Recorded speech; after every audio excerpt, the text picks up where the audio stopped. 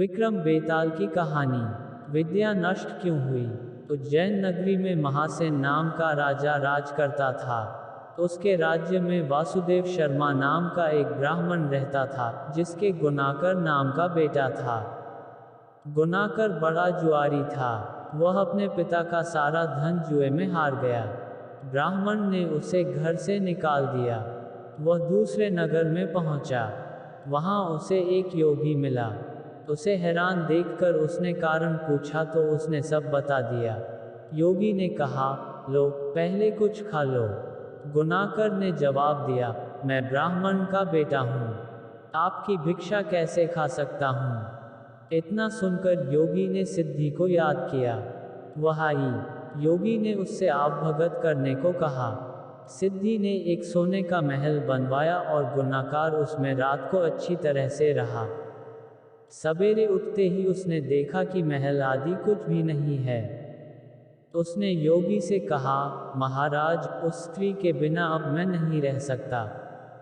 योगी ने कहा, वह तुम्हें एक विद्या प्राप्त करने से मिलेगी और वह विद्या जल के अंदर खड़े होकर मंत्र जपने से मिलेगी। लेकिन जब वह लड़की तुम्हें मेरी सिद्धि से मिल सकती है तो तुम विद्या प्राप्त करके क्या करोगे। गुनाकर ने कहा, नहीं, मैं स्वयं वैसा करूंगा। योगी बोला, कहीं ऐसा न हो कि तुम विद्या प्राप्त न कर पाओ और मेरी सिद्धि भी नष्ट हो जाए। पर गुनाकर न माना। योगी ने उसे नदी के किनारे ले जाकर मंत्र बता दिए और कहा कि जब तुम जप करते हुए माया से मोहित होगे तो मैं तुम पर अपनी विद्या का प्रयोग करूंगा। उस समय तुम अग्नि में प्रवेश कर जाना। गुनाकर जप करने लगा।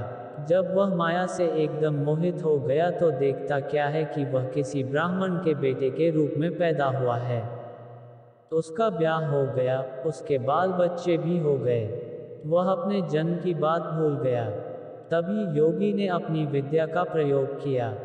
गुनाकर माया रहित होकर अग्नि में प्रवेश करने को तैयार हुआ। उसी समय उसने देखा कि उसे मरता देख उसके माँ बाप और दूसरे लोग रो रहे हैं और उसे आग में जाने से रोक रहे हैं।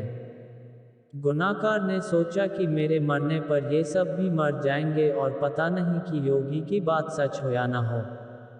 इस तरह सोचता हुआ वह आग में घुसा तो आग ठंडी हो गई और माया भी शांत हो गई। गुनाकर चकित होकर योगी के पास आया और उसे सारा हाल बता दिया। योगी ने कहा, मालूम होता है कि तुम्हारे करने में कोई कसर रह गई। योगी ने स्वयं सिद्धि की याद की, पर वह नहीं आई। इस तरह योगी और गुनाकर दोनों की विद्या नष्ट हो गई।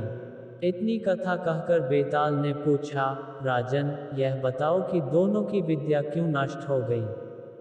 राजा बोला, इसका जवाब साफ है। निर्मल और शुद्ध संकल्प करने से ही सिद्धि प्राप्त होती है। गुनाकर के दिल में शंका हुई कि पता नहीं योगी की बात सच होगी या नहीं। योगी की विद्या इसलिए नष्ट हुई कि उसने अपात्र को विद्या दी।